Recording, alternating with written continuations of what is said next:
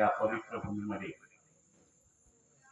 अखंड हरिनाम सप्ताह म्हणजे ज्ञानेश्वरी पारायण आजचा 6वा दिवस. 6व्या दिवसाची सेवा म्हणजे दशमीची सेवा माझ्या वाट्याला आली हे मी माझं परम भाग्य समजतो. ही वाट्याला सेवा का आली त्याचं कारण असं, ब्रह्मीभूत श्री वैकुंठ महाराज चांदेकर व हरिभक्त कैलासवासी गुरुवर्य भाऊसू तत्वपातील यांच्या कृपाशीर्वादाने व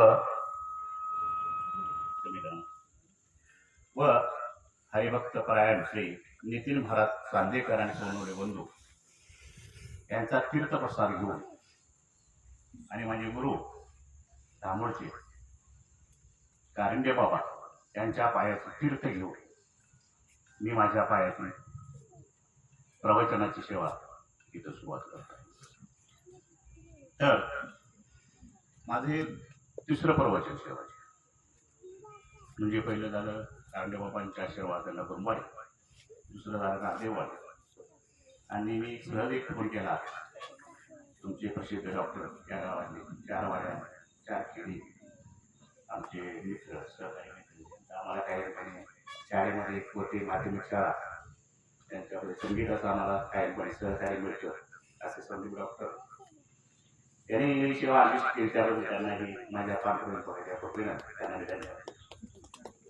तर कैवल्याचा पुतळा प्रगटला भूतला चैतन्याचा जीवाला ज्ञानोबा. थोडासा परिहार्य देणं तिथं मला भाग पडते. तर ज्ञानेश्वरी ग्रंथ लिहिताना या ग्रंथामध्ये अनेक स्वार्थी लोकांनी लंपट लोकांनी आपल्या वया उपसल्या आणि शुद्ध ज्ञानेश्वरीचं कुठंतरी अशुद्ध रूपांतर केलं आणि ती शुद्ध ज्ञानेश्वरी लिहिण्याचं काम एकनाथ महाराजांनी केलं आणि त्यांना अमृत अनुभव असं नाव पडलं. मग अमृत भावार्थ दीपिका असं नाव पडलं. ज्ञानेश्वरी वाचता वाचता त्यांनी ते ओळ्या दुरुस्त केल्या आणि इंद्रायणी तरी त्याचं नाव पडलं ज्ञानेश्वरी. 4.5 अक्षरी ज्ञानेश्वरी. निवृत्तीनाथाने ते जगाचे माऊली विश्ववंदय माऊली यांना आशीर्वाद दिला की ज्ञानराज तुम्ही अशीच ज्ञानेश्वरी आहे जी अज्ञानी लोकांना कळत नाही का म्हणजे संस्कृत भाषेमध्ये आहे ती मराठी भाषेमध्ये तुम्ही करा आणि त्या अज्ञानी लोकांना अंधकारातून बाहेर काढून त्यांना सज्ञान करा असा उपदेश केला. मग आपल्या गुरुची सेवा आज्ञा शिरसावरने मानून ज्ञानेश्वरांनी ही ज्ञानेश्वरी नेवासे येथे सांगण्यास सुरुवात केली. ते 1272 ते टीका केली ज्ञानेश्वरी सच्चिदानंद बाबा आगरे देखील आणि ही ज्ञानेश्वरी लिहिण्याचं काम सच्चिदानंद बाबा यांनी आणि ती संस्कृत मधली ज्ञानेश्वरी प्राकृतमध्ये करताना म्हणजे मराठी भाषेमध्ये करताना ज्ञानेश्वरी माझा मराठीचा बोल कौतुके अमृता तेही पैदा जिंके ऐसी अक्षरे रसिके बेळ. मग अशी ज्ञानेश्वरी त्यांनी लिहिताना सुरुवात केली आणि कोणत्याही कार्याला सुरुवात करत असताना आपण गणेशाचं पूजन करतो. तिथं सुद्धा तुम्ही केलेलं असेल मला वाटतं. इथून पाठीमागं 5 वक्त्यांनी ज्ञात्यांनी श्रोत्यांनी अनेक लोकांचं कीर्तन प्रवचन ऐकलं असेल. मी तुमच्या मानानं छोटासा आहे माझं बोबडं बोल तुमच्याकडे पोहोचवण्याचं काम करतोय ज्ञानेश्वरांच्या उक्तीप्रमाणे. तरी बालक बोबडा बोली की वाकुळा विंचुकी पाहू मी जे सांगतोय तो तुम्ही जे माझं बोबडं बोल ते तुम्ही ऐकून घ्या अशी विनंती करतो. आणि ज्ञानेश्वरांनी पहिल्यापासून सांगितलं, जो ज्ञानेश्वरी लिहिताना ज्ञानेश्वरांनी गणपती गणेशाकडे मागणं मागितलं की मी ज्ञानेश्वरी लिहिताना मला गणेशा तू सहाय्य कर. म्हणून गणेशाचे चरणी लीन झाले आणि म्हणजे काय बाबा ती मला काय आठवण झाली. ओम नमो जय वेद प्रतिपाध्याय जो जे जो देवा तुची गणेश सकलात्मकी प्रकाश म्हणे निवृत्तीदास अवधारी. अशा पद्धतीनं त्या ज्ञानेश्वरीला सुरुवात केलेली आहे. आणि 4.5 अक्षरी ज्ञानेश्वरी म्हणजे भगवद्गीतेच्या 700 श्लोकावर 21,000 ओव्यांचं टीकाभाष्य ज्ञानेश्वरांनी आपल्या संस्कृतमधून मराठी भाषेमध्ये आणलं आणि आपल्या अज्ञानी जीवाला या अज्ञानी जीवाला अंधकारातून बाहेर काढण्याचं काम विश्ववंदनीय ज्यांची जगाची माऊली म्हणून त्याची ख्याती आहे अशा ज्ञानेश्वरांनी आम्हाला पाठवलं. त्यानंतर तुकाराम महाराज जगद्गुरु तुकाराम महाराज जे कारंजले गांजले त्याची म्हणे जो आपुले तोची साधू ओळखावा देवतेची जाणार. अशा जगद्गुरु तुकाराम महाराजांना वंदन करतो. त्यानंतर समता ममता बंधुता विश्वमध्ये दया क्षमा शांती ते देवाची वस्ती असे मानणारे संत पीठ एकनाथ महाराज पैठणला एकनाथ महाराजांच्या पदस्पर्शाला चरण करतो. आणि ज्यांनी संसार करावा नेटका कुठेही दिसून नये फाटका असे म्हणणारे दासबोध असून तुम्हाला ज्ञान देणारे पवित्र संत म्हणजे रामदास यांच्याही पदस्पर्शाला वंदन करतो. आणि तुमच्यातल्या चैतन्यरूपी आत्म्याला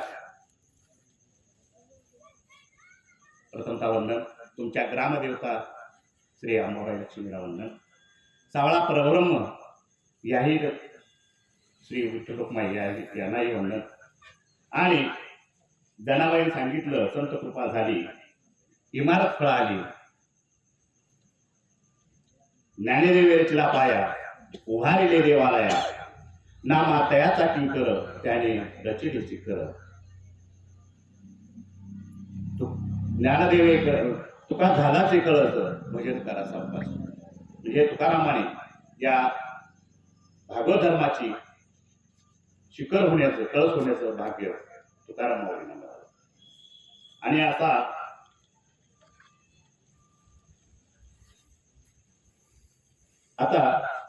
हा 6वा दिवस म्हणजे दशमीची सेवा मागायला आलेली आहे. त्या निमित्तानं भक्त कसा असावा ही निरूपण सेवा मी तुम्हाला सांगत आहे. ठेविल्यानंतर तैसेची राहावे चिठ्ठी असू द्यावी समाधान. ज्ञानेश्वरीतला 12व्या अध्यायामधला 18वा श्लोक असा की सम क्षत्री च मित्रे च तया मानापणा मयो शतोष्ण सुख दुःख सम संग विषय प्रीतो. याचा अर्थ असा आहे की मान अपमान सुख दुःख ज्याला समान आहे समान समसमान मानतो. पुढे अपमान केला तर अपमान खिजत नाही दुःखानं खिजत नाही आणि सुख आलं तर तो आनंदाने नाचत नाही. असा भक्त अर्जुना मला प्रिय आहे. माझ्यासमोर बसलेले आमच्या वडिलाप्रमाणे कोतेकर माऊली माझ्याबरोबर आलेले कलाकार प्रीतम पाटील पंढरपूरकर ती या शेवमध्ये त्यांचा जास्त अभ्यास आहे. त्या सगळ्या लोकांना पुन्हा एकदा मानवंदना करतो आणि मी आता प्रवचन सेवेला सुरुवात करतो.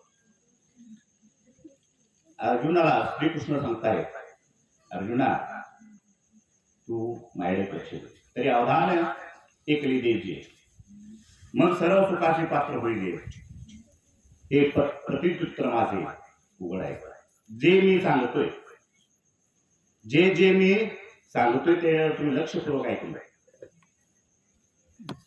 तर मन तनाचा आणि मनाचा कान देऊन जर ऐकलं तर ब्रह्मदेवाकडे सुख नाही.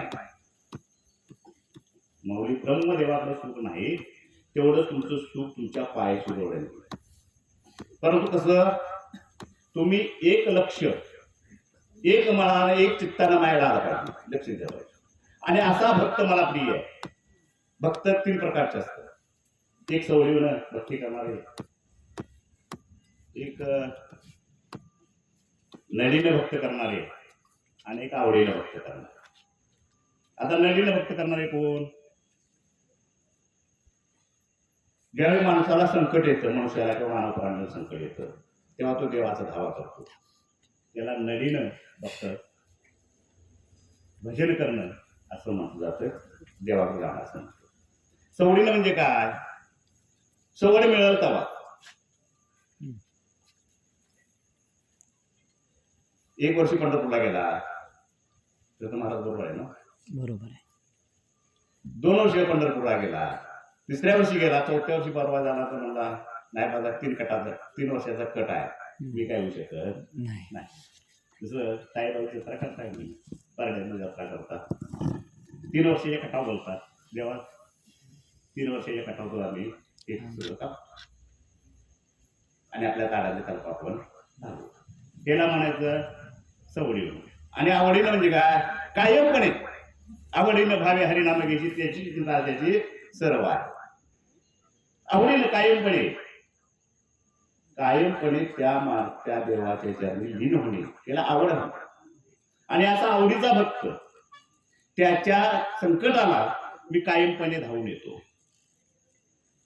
यदा यदा हि धर्मस्य ग्लानिर्न भुवते भारत अभ्युत्थानम धर्मस्य तदात्मानं सृजाम्य पवित्राणाने साधूना संभवामे योगे युगे. ज्यामुळे धर्मामध्ये अत्याचार मानतो, जेव्हा संकट आमच्या भक्तावर येतो, श्रीकृष्ण परमात्मा काय म्हणतो, ज्यावेळी माझ्या भक्तावर संकट येतं, धर्मामध्ये अनिती वाचते, धर्मामध्ये अत्याचार मागतो, तेव्हा भक्ता मी या पृथ्वी लोकावर कोणत्या ना कोणत्या तरी रूपामध्ये प्रवेश करतो, अवतार धारण करतो. म्हणून माझ्या सावळ्या पारंपरिकाचा भक्तासाठी याने अवतार कुंती नगरीमध्ये घेतलेला आहे असं म्हटलं तर वावर करू. कुंती नगरी म्हणजे पोती, इथं पांडवांचा काय पदस्पर्श झालेला आहे. ती पांडवांची भूमी आहे, ही पांडवांची भूमी आहे, म्हणून याला कुंती नगरी म्हणतात. मग भक्त कसा असावा? त्याला मान अपमान समान आहे, सुख दुःख समान आहे. भावे विना भक्ती, भक्ती विना मुक्ती, बळे विना शक्ती बोलू नये. कैसोडी दैवत प्रसन्न त्वरितो उगार आहे निवांत शिवशिवाया. साया सकसी प्रपंच दिशी हरिशीने भजत कोण्या. ज्ञान देऊन हे हरिजप करणे कुठले धरणे प्रपंच. तुमच्या प्रपंचातून जर तुम्हाला मुक्त व्हायचं असेल, या जन्माला आलात, नरदेहाला आलात, मानव देहाला आलात, या मानव देहाचा सागर जर तुम्हाला तरुण जायचं असेल तर एकच आहे, भक्ती. सोपा मार्ग. ज्ञान मार्ग तुम्हाला परवडणार नाही, योग मार्ग तुम्हाला परवडणार नाही. कोणता? हरिमुखे म्हणा पुण्याची गणना कोण करी. काय म्हणायचं ते सांगू. एक आवडीचा मंत्र दिलाय, रामकृष्ण हरी विठ्ठल केशवा मंत्र हा जपावा सर्व काळ. म्हणजे त्यासाठी देवळातच जायची आपल्याला गरज नाही. काम करता, भांडी घासता, दळीता कांडीता तुझं काय नरे ज्ञानंता जली बाई जाणाबाईने म्हटलेलं. दळीता कांडीता तुझं गायन मी आनंद. आणि या जनाच्या भक्तीसाठी देव स्वतः पंढरपूर सोडून जनाबाईच्या घरी आला आणि तिला दळण दळू लागला. मग भक्तासाठी काय करत नाही, देव सगळं करतो, परंतु कसं तुम्ही तन मन त्याच्या चरणी अर्पण केलं पाहिजे. चवडीन नाही, नडीन नाही, आवडीनं भावे हरिनाम घेशी तुझी चिंता त्याशी सर्व. तुम्ही कुठल्याही संकटात पडला तर तुमची चिंता त्याला आहे, तुमची चिंता त्याला आहे. तुमच्या आवडीला, तुमच्या नदीला, तुमच्या संकटाला तो धावून येतो. ठेवी आणते तशीची राहावी चित्ते असू देव समाधान. समाधानी माणूस, समाधानी भक्त मला आवडतं. मला पोटा जो कमवतो, पोटापुरता जो कमवतो आणि म्हटलेलं आहे बघा, एक वेळा खाईल तो योगी, 2 वेळा खाईल तो रोगी आणि 3 वेळा खाईल तो महारोगी. आम्ही तत्पर रोगी. 1 वेळा खातो आम्ही, 2 वेळा खातो बरोबर, बरोबर 3 वेळा खाऊन चालत नाही. 3 वेळा खाऊन चालत. या शरीराला पाहिजे तेवढं खायचं आणि जर ज्यादा खाले तर रातभर कडकडे करायची, उलट पालतो व्हा.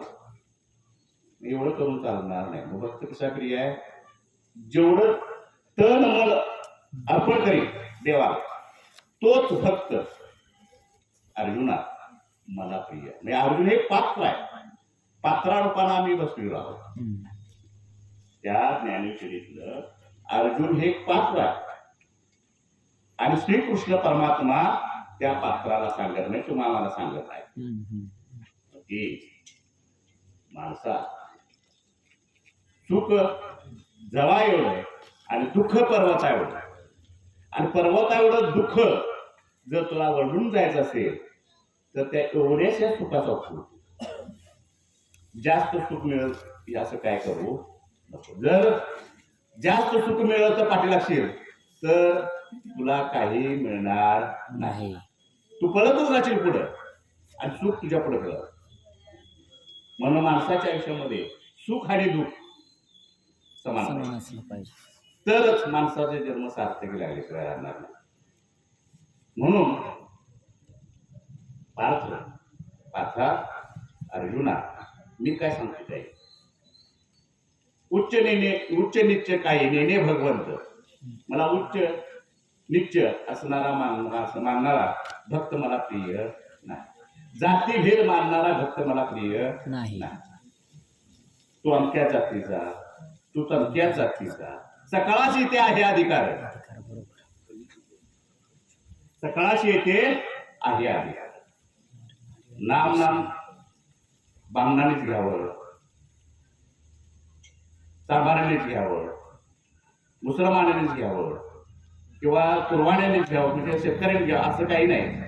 सगळ्यांना इथं अधिकार आहे, सगळ्यांना इथं अधिकार आहे. म्हणजे राम नाम पांडुरंगाचं नामस्मरण केला, सगळ्यांना इथं अधिकार आहे. म्हणून प्रत्येक देवालयामध्ये म्हणजे हरिपाठ चालतो. हरिपाठ चालत असताना तिथं क्षणभर तर थांबा, हरिमुखे म्हणा पुण्याची गणना पूर्ण करी. क्षणभर थांबलं पाहिजे. देवाचे द्वारे बाक्षेला भरी तेने मुक्तीचारी साधेले. हरिमुखे म्हणा पुण्याची गणना पूर्ण. देवाच्या दारात तुम्ही क्षणभर थांबला तरी तुमचं पुण्य फळाला आल्याशिवाय राहणार. जो दररोज देवालयाकडे जातो, जो दररोज देवालयात जातो, देवाचं दर्शन घेतो, त्याच्या आयुष्यातली दुःख माझा परब्रह्म सावळा परब्रह्म कायमपणे त्याची दुःख नाही शिकवतो आणि त्याच्या वाटेला सुखच प्राप्त येतं. मी प्रामाणिक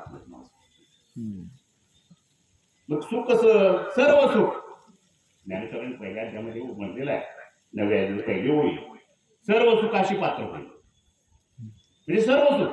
आपण काय सुख कशाला म्हणतो, गाडी बंगला पोर तार याला सुख म्हणतो. हे सुख नव्हे, सर्व सुख म्हणजे अंतर्मनाचं सुख. हे भौतिक सुख दिसते, हे भौतिक. हे जग हे नाशवर आहे, जग हे नश्वर. त्यामुळे बाबा नाशवर तुम्हाला शिकवायची मला गरज नाही, तुम्ही आम्हाला शिकवलेलं. जग हे नाशवर, ब्रह्मसत्य जग मिथ्य. हे ब्रह्म दिसतंय ते जग सत्य आहे आणि जग हे मिथ्या आहे. बघा आता लाईट गेली की आम्ही लगेच कुणाला फोन करतो, वायर मारणार, ए बाबा आमच्या हातात अंधार पडल्याचा लाईट सोड. सूर्याला कधी आम्ही नमस्कार केलाय? त्याला फुकटच आपल्याला कधी किंमत कळत नाही. जसं सूर्याला आपण नमस्कार केला पाहिजे तसं मावळत्या सूर्याला सुद्धा आपण प्रणिपात केला पाहिजे. चंद्र शीतल छाया देतो, चंद्राची प्रकाश कसा शीतल आहे, जर सूर्याचा प्रकाश काय आहे? प्रखर आहे. याची जाणीव आपल्याला होत नाही, लाईटची आपल्याला जाणीव होते. गेली की आपण अंधारात चाट पडतो, परंतु अंधार कधी नाहीसा होतो? प्रकाश, प्रकाशाचा उदय झाला, सूर्याचा उदय झाला की अंधाराचा नाश होतो. पंथी एवढीशी पंथी अंधार कापत जाते. म्हणून दररोज माणसानं एकदा तरी, काय म्हणत नाही, कायम म्हणत नाही, तुम्ही एकदा तरी देवाचं नाव घ्या.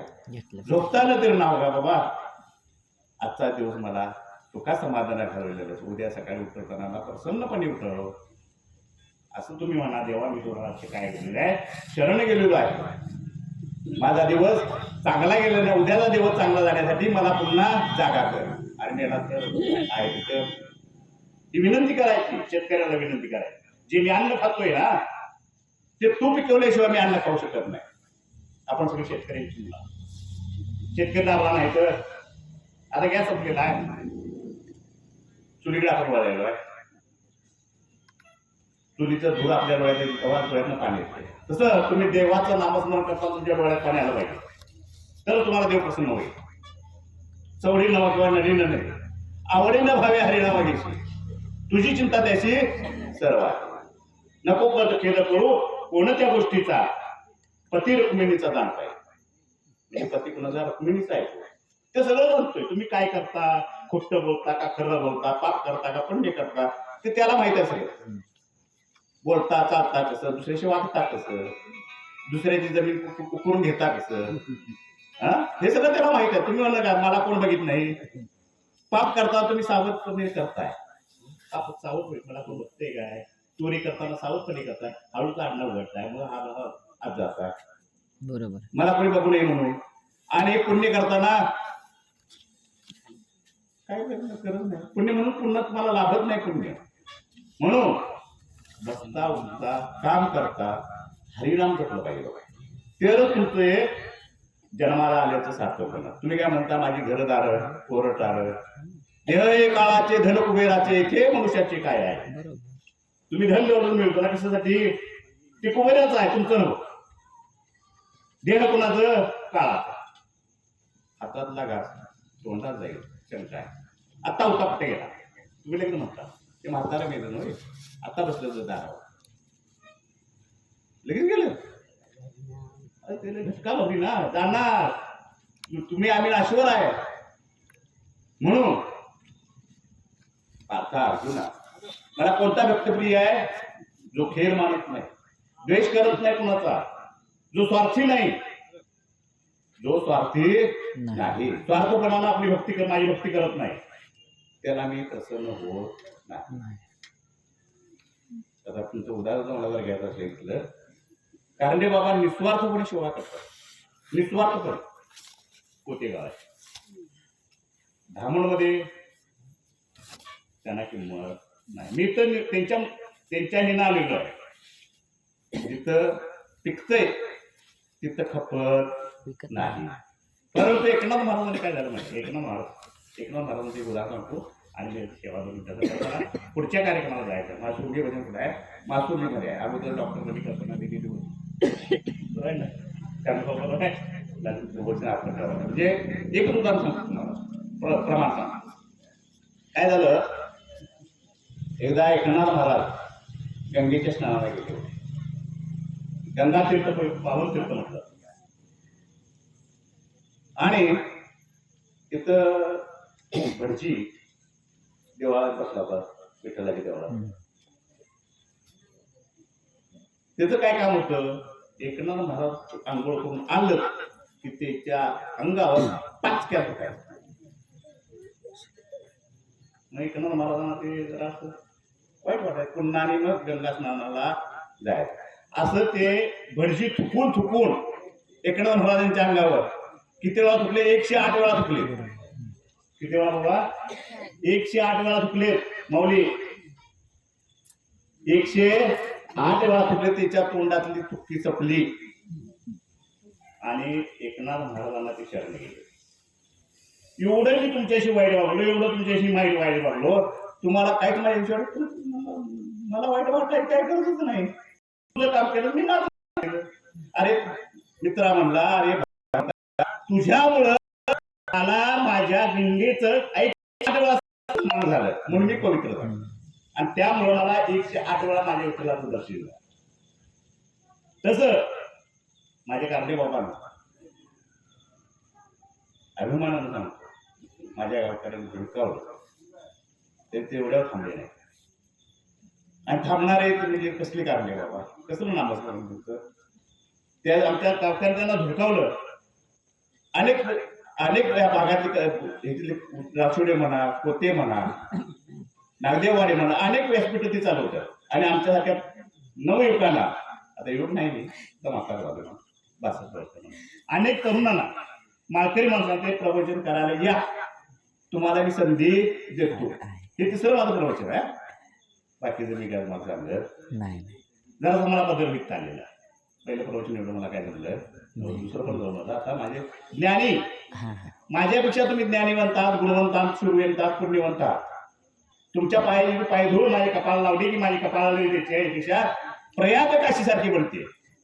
जेव्हा पायधूळ घेतो तुमची जणाची, माझी लाट रेषा बनते प्रयाग काशी. तुमच्या पायाची संसृजन जन हो संतांनो, पायाची पायधूळ जेव्हा मी माझ्या कपाळाला लावतो तेव्हा माझं कपाळ प्रयाग अशी गंगा तीर्थासारखं स्नान केल्यासारखं होतं. म्हणून तुमच्या इथं मी आलो, मला सेवा करण्याची संधी दिली, 4 शब्द बोलण्याची संधी दिली. कांदेबाबांच्या म्हणण्याप्रमाणे, डॉक्टरांच्या म्हणण्याप्रमाणे, आमच्या माता भगिनींच्या म्हणण्याप्रमाणे, माऊलींच्या म्हणण्याप्रमाणे झाली सेवा. ब्रह्मीपूर मुकुंद बाबांच्या चरणी आणि कांदेबाबांच्या चरणी आणि कोतेकरांच्या चरणी, कुंतीनेच्या चरणी आणि कैवल्याचा प्रकटला भूतळा चैतन्याचा जिव्हाळा ज्ञानोबा माझा याच्या चरणी आणि गुरुवर भाऊचो दारोबा केली याच्या चरणी आणि नित्याने महाराज सोनवणे बोलले याच्या चरणी अर्पण करतो. काही चुकलं वाटलं असेल तर माझ्याकडे द्या, काय बरोबर असेल तर माझ्या मुलीच्या पाहिजे ठेवा. गोष्टी विनंती करतो मान्य करा.